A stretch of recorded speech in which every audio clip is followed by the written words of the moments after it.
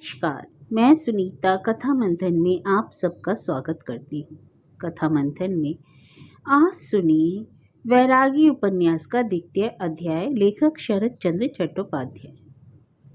शरद जी की अन्य रचनाएं, कहानी, उपन्यास आपको हमारी प्लेलिस्ट से मिल जाएंगे। लिंक आपको आई बटन में मिल जाएगा।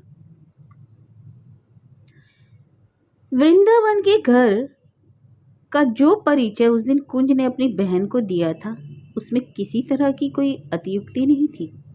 उसके घर में सचमुच ही लक्ष्मी फटी पड़ती थी और उसके लिए उनके घर में किसी तरह का अहंकार या अभिमान नहीं था। उस गांव में कोई पाठशाला नहीं थी। अपनी ही कोशिश से वृंदावन ने बचपन में कुछ लिखना पढ़ना सीख लिया था और तब से ही अपने गांव में एक पाठशाला खोलने का निश्चय भी किया था। किंतु उसके पिता गौरदास बड़े चालाक आदमी थे। वृंदावन उनका इकलौता बेटा था, फिर भी ऐसे बेकार काम में उन्होंने अपने बेटे को प्रश्रय नहीं दिया। किंतु उनकी मौत के बाद वृंदावन ने उस तरह की एक पाठशाला अपने चंडी मंडप में खोल दी, जिसमें बालकों को निःशुल्क पढ़ाया जाता था। और इस तरह उसने अपने निश्चय को कार्य रूप में बदल दिया। उनके मोहल्ले में एक पुराने शिक्षक थे जिन्हें पेंशन मिलती थी। अंग्रेजी सिखाने के लिए वृंदावन ने उन्हें रख लिया। रात को धीरे से आकर वे पढ़ा जाया करते थे, इसलिए यह बात गुप्त ही रही। गांव में कोई यह बात नहीं जानता था कि वैष्णव वृंदावन अंग्रेजी भी पढ़े हैं। 5 साल पहले जब उनकी स्त्री मर गई थी तो वे इस पढ़ने लिखने में ही लगे रहे थे। रात को पढ़ा करते, सवेरे घर की जमींदारी आदि का काम देखते और अपनी स्थापित पाठशाला में दोपहर को किसान बालकों को पढ़ाया करते। उनकी विधवा माता जब फिर से विवाह करने के लिए आग्रह करती तो वे अपने शिशु पुत्र को दिखलाकर कहते कि जिसके लिए विवाह किया जाता है वह तो मेरे पास ही है, तो फिर विवाह करने की जरूरत ही क्या है। माँ बहुत रोती गिड़गिड़ाती, पर वे कुछ नहीं सुनते। इस तरह 2 साल बीत गए। उसके बाद वृंदावन ने अचानक एक दिन कुसुम को कुंज वैष्णव के मकान के सामने देखा। नदी से नहाकर और पानी की एक कलसी कमर पर रखे हुए कुसुम घर आ रही थी। उस समय उसने यौवन में कदम रखा था। मंत्रमुग्ध की तरह वृंदावन उसे देखते रह गए। जब वह अंदर चली गई तो धीरे धीरे आगे बढ़ गए। इस गांव के सभी घरों को वे बखूबी जानते थे, इसलिए उन्हें यह जानते देर नहीं लगी कि यह किशोरी कौन है। एक संतान हो जाने पर माँ बेटे में जो रिश्ता होता है, वही रिश्ता वृंदावन में और उसकी माँ में था। घर पहुंचकर अपनी माँ से निसंकोच कुसुम की बात कह दी। माँ ने कहा, अरे बेटा, क्या ऐसा भी हो सकता है? उन लोगों में तो दोष है। वृंदावन ने जवाब दिया, हुआ करे माँ, परंतु आखिर है तो तुम्हारी बहू ही ना। जब मेरा विवाह वहाँ किया था तब क्यों नहीं सोचा? माँ ने कहा, वह सब तुम्हारे बाबूजी जानते थे, जो अच्छा समझा वे कर गए। वृंदावन ने अभिमान पूर्वक कहा, तो यही सही माँ, मैं जैसा हूँ वैसा ही रहूँगा, तो मुझे विवाह के लिए परेशान मत करना। यह कहकर वृंदावन बाहर निकल गए। यह सब 3 साल पहले की बात है। वृंदावन की माता ने इस बीच कुसुम को अपने घर लाने की काफ़ी कोशिश की, किंतु उसका कुछ लाभ नहीं हुआ। किसी तरह भी कुसुम को राजी नहीं किया जा सका। कुसुम के विरोध की 2 खास वजह थी। एक तो यह कि असमर्थ और मंदबुद्धि भाई को अकेला छोड़कर कहीं भी सुख से नहीं रह सकती थी, और दूसरी वजह तो पहले ही बता दी जा चुकी है। अगर किसी तरह का सामाजिक संस्कार किए बिना आसानी से वह अपने ससुर के घर जाकर सुख से रह सकती, तो शायद वह अपने भाई के अनुरोध और आग्रह को इस तरह जी जान से नहीं टालती। परंतु वह सोचती कि फिर से वही काम करने होंगे। वैष्णवों की तरह तरह के दल आकर खड़े होंगे। मेरी माँ के मिथ्या कलंक की चर्चाएं छिड़ेंगी। मेरे बचपन की बीती हुई सारी घटनाओं की बात होगी, और भी ना जाने कितनी बातें। शोरगुल मचेगा और कौतूहलवश पास पड़ोस के लोग भी देखने आ जाएंगे। मेरी सखी सहेलियां उत्सुकता से इधर उधर ताक झांक लगाएंगी और अपने घर जाकर हंसी उड़ाएंगी कि कुसुम का विवाह डोम चमारों की तरह हो गया। तौबा तौबा, इन सब बातों को सोचकर वह मारे लाज के गड़ जाती है। भले आदमियों के जिन लड़कियों के साथ बैठकर उसने पढ़ना लिखना सीखा है, जिनके साथ वह इतनी सयानी हुई, दरिद्र होने पर भी अपने मन में यह विचार उसने कभी नहीं आने दिया कि आचार विचार में मैं उन लोगों से किसी तरह छोटी हूँ। कल शाम को अपने भाई के साथ कुसुम की कहासुनी हो गई थी। गुस्से में आकर काठ के संदूक की चाबी उसने अपने भाई के पैरों के पास फेंक दी थी और कहा था कि जो भी हो जाए परंतु इस संसार में अब मैं नहीं रहूंगी। आज सवेरे जब वह नदी से नहाकर लौटी तो देखा भाई घर में नहीं है, कहीं चला गया है। फेरी वाला उसका दौरा भी घर नहीं है। मन ही मन हंसते हुए कुसुम ने कहा, कल रात को डांट सुनाकर दादा आज सवेरे ही भाग निकले। निसंदेह कल की अपनी भूल सुधारने के लिए आज वह चल दी है। परंतु कुसुम का अनुमान गलत निकला। जो उसने सोचा था वह नहीं हुआ। जो थोड़ी देर बाद प्रकट हो गई बात वह थी। सवेरे ही उठकर हमेशा कुसुम को घर का काम करना पड़ता था। सारा घर आंगन गोबर से लीपना पड़ता था और आंगन को साफ करना पड़ता था। तब नदी से नहाकर जल भरकर लाना पड़ता था और अपने भाई के लिए रसोई बनानी पड़ती। खाना खाकर कुंज जब फेरी पर निकल जाता तब पूजा पाठ करने बैठती। कुंज जिस दिन बिना भोजन किए सवेरे ही निकल जाता उस दिन दोपहर को वह घर लौट आता था। कुसुम ने भाई के आने में देर समझी, इसलिए फूल तोड़ने लगी। आंगन में एक और फूलों के कुछ पौधों में कुछ चमेली और जूही के थे। निरोजाना की पूजा के लिए वह उसी से फूल तोड़ लिया करती थी। फूल तोड़कर तथा और सब तैयारी करके जैसे ही वह पूजा पर बैठी उसके दरवाजे पर कई बैलगाड़ियां आ खड़ी हुई और उसके बाद एक प्रौढ़ा स्त्री धक्के से दरवाजा खोलकर अंदर आ गई। कुछ देर तक दोनों ही एक दूसरे को देखती रह गई। कुसुम ने उसे पहचाना नहीं, परंतु नाक पर तिलक और गले में माला देखकर वह समझ गई कि चाहे वह जो भी हो पर है उसी जाति की।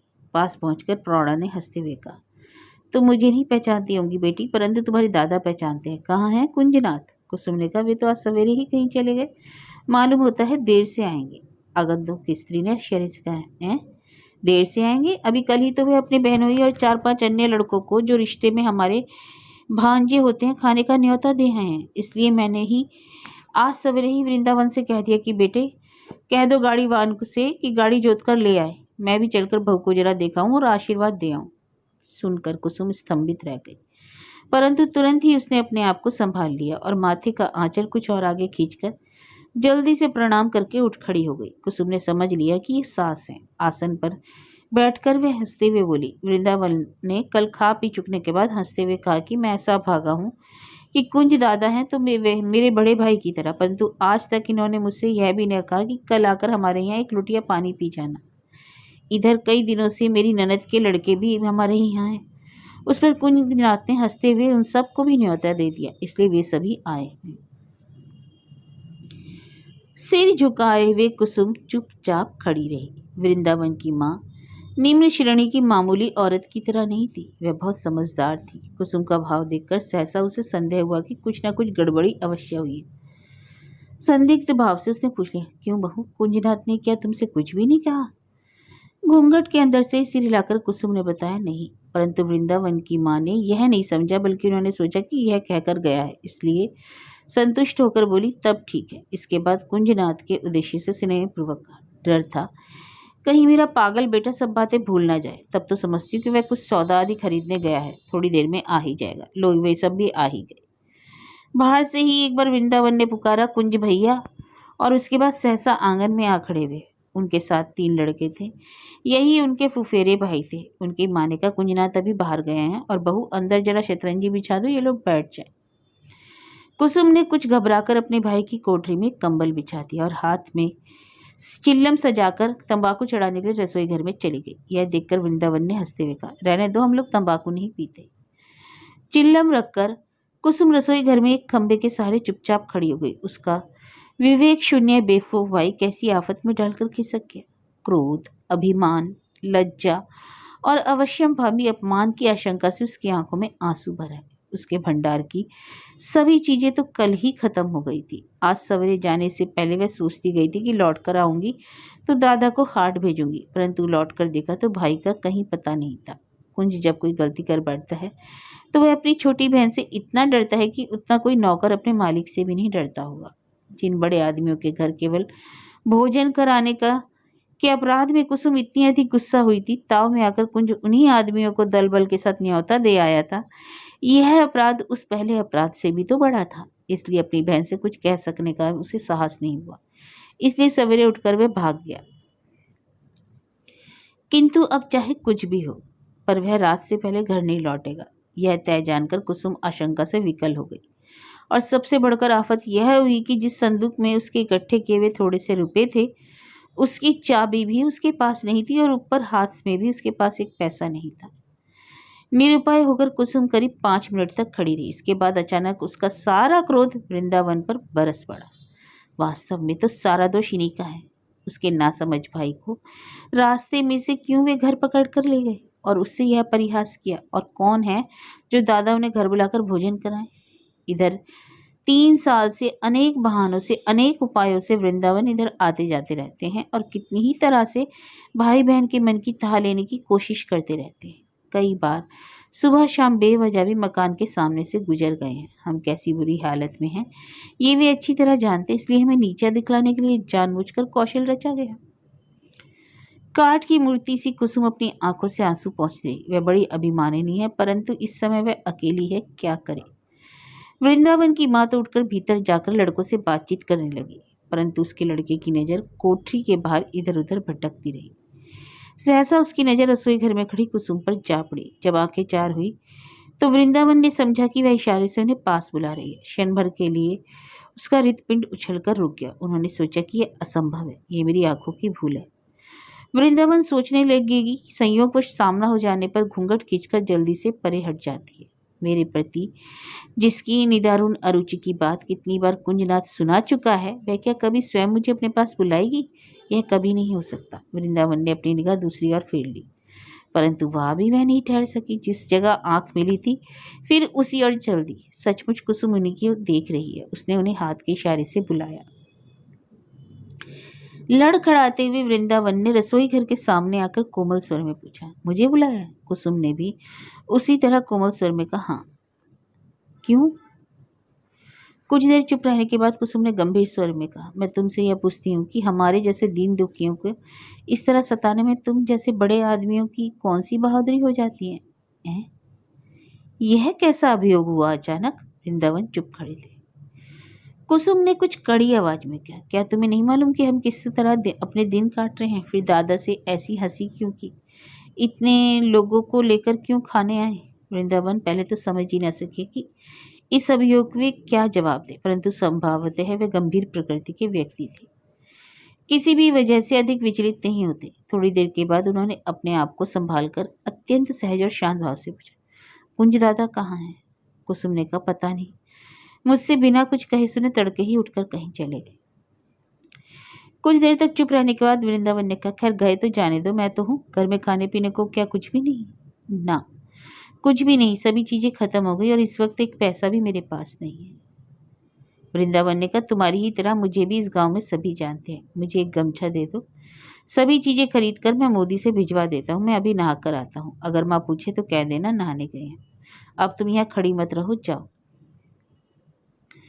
कुसुम ने भीतर कोठरी में से गमछा लाकर दे दिया। गमछा माथे पर लपेटते हुए वृंदावन ने हंसकर कहा, तुम कुंज दादा की बहन हो, इसलिए वे तुम्हें इस तरह छोड़कर भाग सके। अगर तुम कोई और होती तो शायद इस तरह छोड़कर वे नहीं जा सकते। कुसुम ने खूब धीरे से जवाब दिया, सभी तो इस तरह नहीं छोड़ सकते, परंतु कुछ ऐसे हैं जो बड़े मजे से छोड़ सकते हैं। यह कहकर कुसुम ने ओट में से देखा कि इस बात ने वास्तव में उनके हृदय पर कैसी चोट पहुंचाई। वहां से जाने के लिए वृंदावन ने कदम उठाया था कि फिर रुककर धीरे से बोले, तुम्हारा यह वहम शायद किसी दिन टूट जाए। बचपन में अपनी माँ के किसी दोष के लिए तुम जैसे जवाबदेह नहीं हो, उसी तरह अपने पिता के दोष के लिए मैं भी जवाबदेह नहीं हूँ। परंतु छोड़ो भी इन सब झगड़ों के लिए, अभी काफी समय है। जाओ रसोई की तैयारी करो। कुसुम ने कहा, बताओ तो रसोई की क्या तैयारी करूं? अगर तुम लोगों का पेट भरे तो कहो, मैं अपना सिर काट कर पकाने के लिए तैयार हूँ। एक कदम बढ़कर वृंदावन फिर लौट आए। इस बात पर कोई जवाब न देकर आवाज को और धीमी करके बोला, तुम जो चाहे मुझसे कह सकते, मुझे बर्दाश्त करना ही पड़ेगा, परंतु इस गुस्से की हालत में अपनी सास से कुछ मत कह बैठना। उन्हें तनिक सी बात भी बहुत बड़ी लगती है। कुसुम ने गुस्से में फिसफिसा कर कहा, मैं कोई जानवर हूँ कि अकल की अपेक्षा गुस्सा कहीं अधिक है? हाँ कुसुम, एक बात और, माँ नहाकर ही चली आई हैं, अभी तक कुछ पूजा पाठ नहीं किया। पूछकर सबसे पहले उनका इंतजाम कर दो, मैं चला। कुसुम, अच्छा जाओ, परंतु कहीं गप मत लड़ाते रह जाना। कुछ हंसकर वृंदावन ने कहा, नहीं, परंतु तबीयत होती है कि देर करके तुमसे कुछ झुड़कियां सुनूं। अगर किसी समय और के लिए तुम उम्मीद दिखाओ तो हो सकता है मैं आज जल्दी ही लौट आऊं। खैर देखा जाएगा। यह कहकर कुसुम रसोई घर में जा रही थी कि वृंदावन ने एक ठंडी सांस लेते हुए अचानक नरम स्वर कहा, आश्चर्य, एक बार भी मुझे ऐसा नहीं लगा कि आज तुम मुझसे पहले पहल बातें कर रहे हो। लगता है जैसे युग युग से तुम मुझ पर इसी तरह शासन करती आ रही हो। ईश्वर के हाथ से बांधा यह बंधन कैसा विलक्षण है कुसुम। कुसुम खड़ी खड़ी सुनती रही, उसने कोई जवाब नहीं दिया। वृंदावन के चले जाने पर अपनी पिछली बातें याद कर सहसा कुसुम का सारा शरीर कांप गया। रसोई घर में जाकर स्थिर होकर बैठ गई। आज तक जिसे वह अपनी शिक्षा के अभिमान से एक अशिक्षित किसान समझती आ रही थी, आज बातचीत और व्यवहार से उसके बारे में एक नए आनंद और नई चाह से वह उत्सुक हो उठी।